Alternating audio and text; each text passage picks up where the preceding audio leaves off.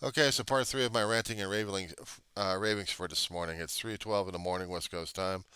My body's still telling me I want to go back to bed and sleep this nightmare off. It's still the what the hell is it again? 12th of January 2024. So good morning again, Daryl of Artist of Recovery from Weaver, John C. Roseman, California. A diary of the griever named John Weaver, which is me. So I talked about how I got into the program and regarding about my situation. We're hearing about your situations all the time, and we need to keep telling the story to those people who don't even understand what the hell we're dealing and talking about because this damn disease is a murdering son of a bitch. And I'm not holding back on my language here. People don't like it. I don't give a rat's ass at this point over here. It's my channel. I'll talk about it the way I want. And how I'm dealing with it is blunt. I'm not going to soft shoe this damn shit, just get advertising bucks on this damn shit. I got to tell them what it is and what recovery is and what addiction is. Addiction that comes in any damn form. The damn disease feels like it's going to be giving our lives a living hell. My mother, as I said before, had to go to Overeaters Anonymous because she couldn't deal with all the shit happening to her, and she needed to have friends and a support group. But she also needed to get past the physical stuff, which is the addiction to food, and meaning a hell of a lot of candy bars and other things. But she gained family as well at the same time. What a trigger is for me and my damn group, and my own damn head, is family. I lost a hell of a lot of people who are family. And it still hurts like hell, and I still deal with a dog who's the last of my family. Actually cares about me, and I care about her. Reason why I don't do the semester. Again, I've been a college student for several years, taking two courses at a time, and off and on, especially when I get into emotional situations. Reason why I do the Diary of the Griever is I'm dealing with the emotional crap of losing people over the past lifetime right now. But in the last 10, 11 years, it's been hard as hell. Even worse. So, catching people up to speed on that one. Situation regarding Congress that we're dealing with here. They had heard about and talked about this one, but back in the 80s, well, we actually had a different GOP during that time and House Democrats and Senate Republicans and Democrats when they actually were trying to take care of some things. Except we did have a war on drugs. We had a war on drugs, not just saying no at this point over here. We had a war on drugs in Central America at this point over here. We were dealing with drug lords out there who are getting more and more popular.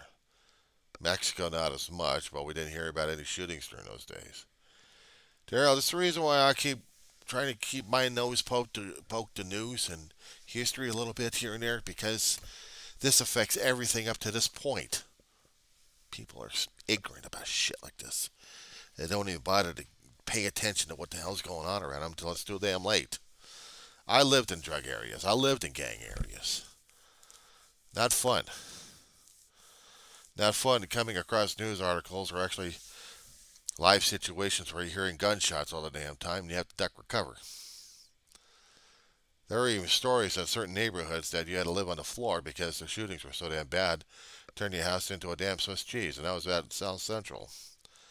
But also a few times out in Van Nuys and a few other places out in the San Fernando Valley during those days. Oh yeah. Didn't wear the right color, you're going to be screwed on that one. You get shot, beaten up, or whatever. So yeah, you got to worry about those days and that different neighborhoods left and right. And addiction? Oh yeah. What a dime bag, man. What you want? I got 20. I need two. Where's the money? There you go. Okay. Don't know if you're getting the right shit or not. If you're getting crabgrass or you're getting the real stuff. Take your chances on that one. My brother did. My brother's sobriety date was actually September 18th or 19th, one of those 2 days. 1985. He died clean and sober, 32 years. He had questions and doubts concerning about his own recovery, especially in times when he was injured. That if the drugs that the doctors were giving him were going to help him out, and they were narcotics. My brother almost developed a taste for the damn Vicodin, but my brother had to talk to doctors, and there was people in recovery helped him walk him through. He wasn't losing his sobriety date. He wasn't. So he kept his sobriety date. He fought like hell. He wasn't perfect, Daryl, but then again, neither of any of us. Now I had said something about my higher power. I had to have an understanding that there is a God.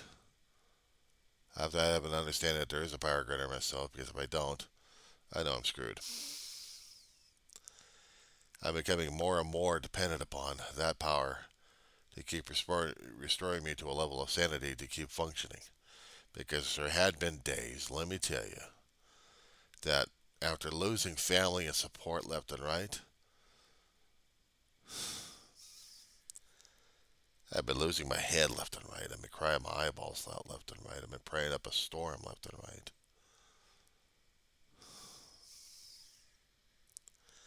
I have to keep depending upon a power greater than myself, and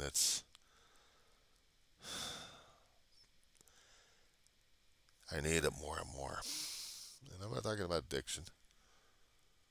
I'm talking about depending on something that's looking after me. Sometimes you get these feelings, whether or not if they're going to be guiding you in one way or another. Now, granted, if I get the resistance left and right, then I know I screwed up. But if I get it to where it's alright to do this, then I know something's coming up that I'm going to be royally depending upon my higher power because I'm afraid of it. And God knows that too. And I'm afraid. I'm afraid of losing my little dog.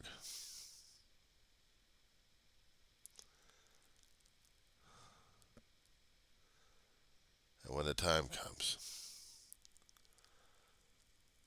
I don't know how it's going to be after that. I mean, I should know. But I've taken the precaution of getting out of semester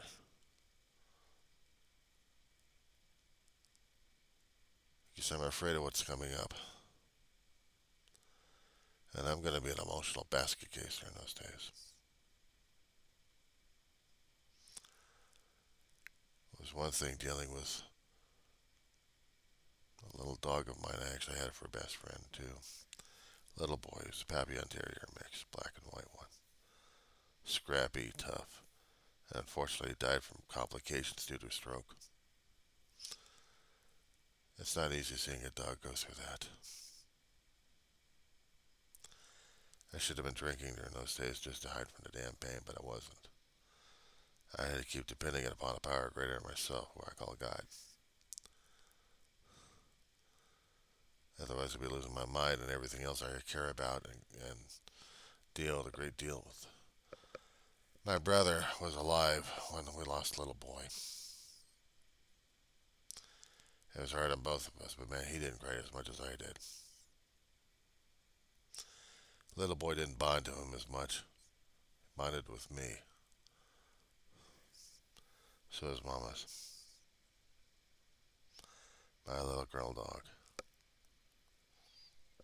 Ma called her mamas. David called her mamas. Her name's Mamas.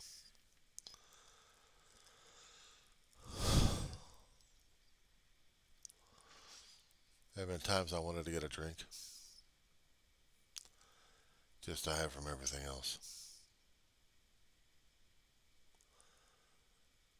Just to throw everything else away and just not deal and cope and just be a self-destructive, narcissistic, egotistical megalomaniac like I used to be. and not caring about anything or anybody but me. And I know how that feels.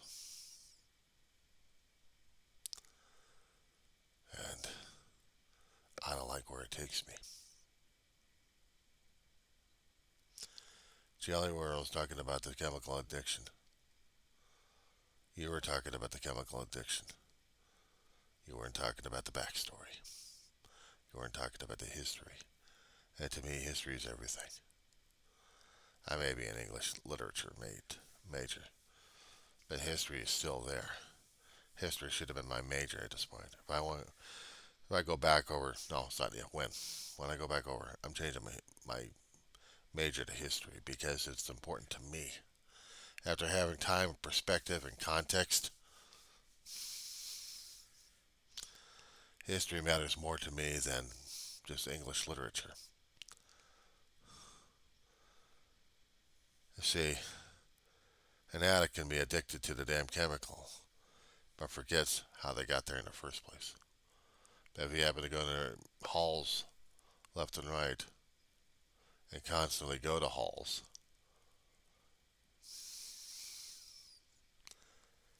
you don't forget. You see it in their faces. You see it in the eyes. The haunt. You'll see the haunting behind your eyes, but you also see the recovery. Every once in a while, you see the glint.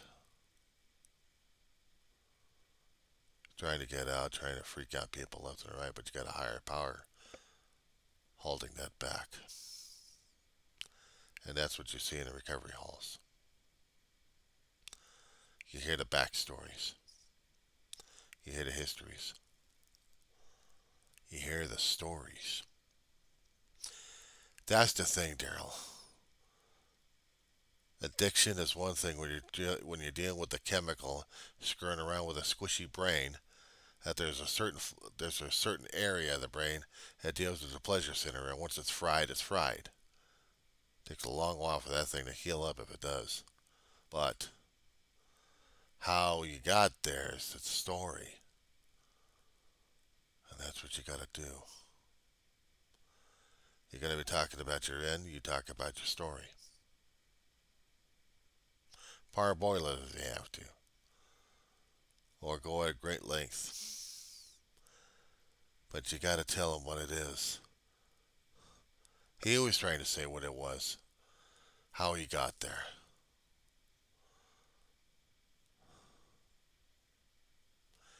I read transcripts. What did he talk to? The news reports, anyway. What they were saying about it. Somewhere in here, he was probably giving out the story. His story. His history.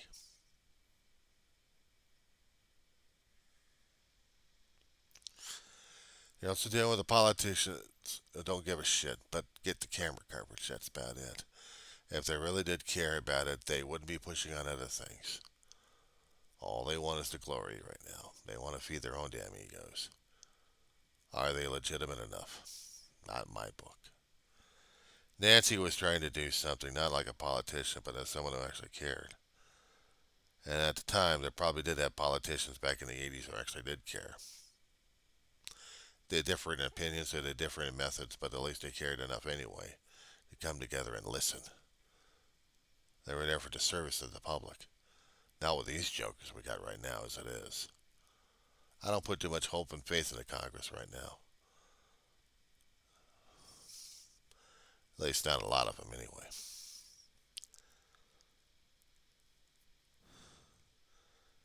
So I don't know what his rap was. And I don't know. All I know is some guys were trying to get their names in the papers. But is it going to be done? Or is it going to be killed in Congress? Probably the latter, because I don't put too much faith or trust in these assholes anyway. What I admitted to you,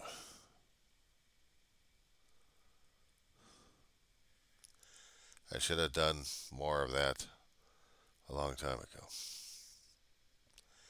It's hard as hell to deal with your own mirror image.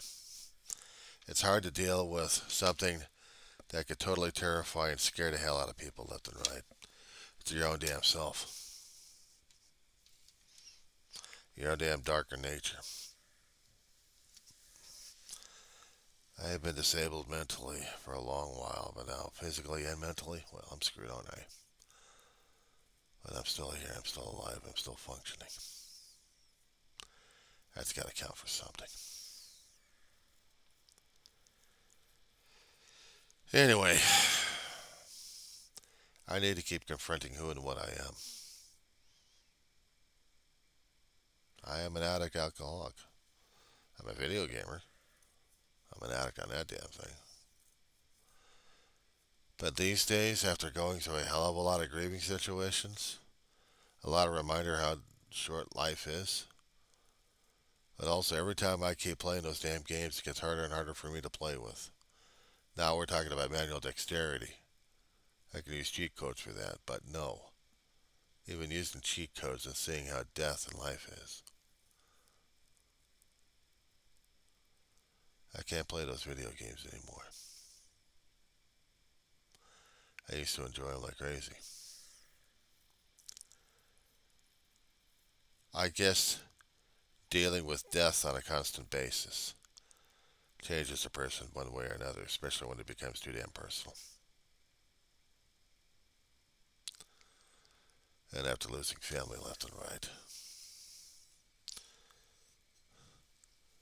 harder for me to deal with because it's a constant basis, it's a constant reminder. Some things you don't take for granted. Some events you just don't take for granted.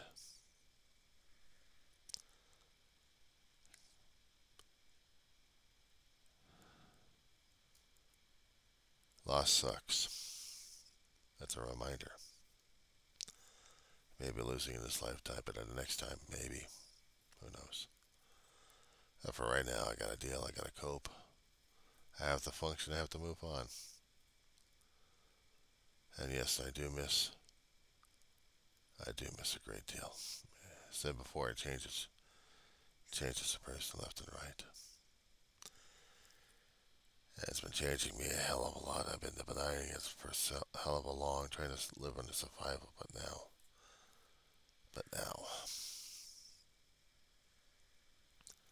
I have to deal with what is. I am still a guy suffering through the damn disease. I am a guy suffering through loss and grieving.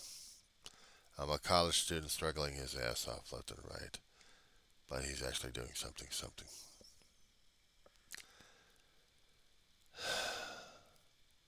And I'm trying to live, if there is such a thing. And try to be what my higher power wants me to be. And you know what, Daryl? I'm alright with that.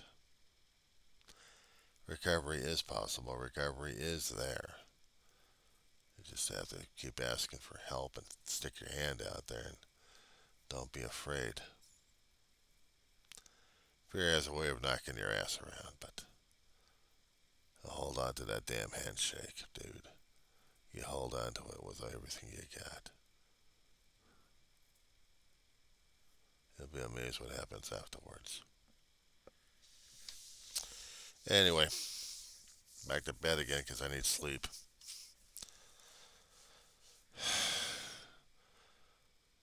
Take care, dude.